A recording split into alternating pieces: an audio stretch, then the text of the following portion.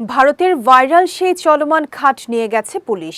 দেশটির motor vehicles আইন অনুযায়ী কোনো গাড়িকে এভাবে বদলে ফেলার অনুমতি ছিল না সেই চলন্ত খাটের মালিক নবাব শেখের। মূলত ঈদের দিন বিচিত্র এই গাড়িটি নিয়ে ট্রায়াল দিতে বেরিয়ে ভাইরাল হন তিনি।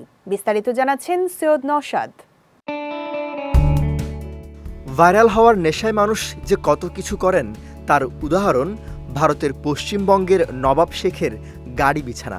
জনপ্রিয় হওয়ার ইচ্ছে তো ছিলই, তার সঙ্গেই ছিল বিছানায় বসে বসেই চায়ের দোকানে চা খেতে যাওয়ার স্বপ্ন।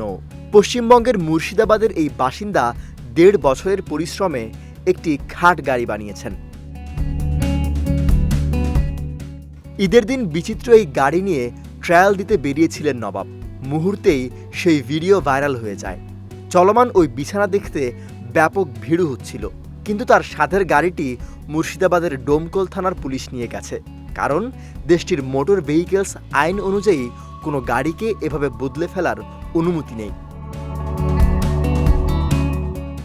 নবাব শেখ জানান, প্রায় ১.৫ বছর ধরে ২,১৫,০০০ ভারতীয় রুপি খরচ করে একে একে ইঞ্জিন, স্টিয়ারিং, তেলের ট্যাঙ্ক আর স্থানীয় একটা গাড়ি সারানোর কারখানা থেকে এই গাড়ির খাঁচা কেনেন তিনি।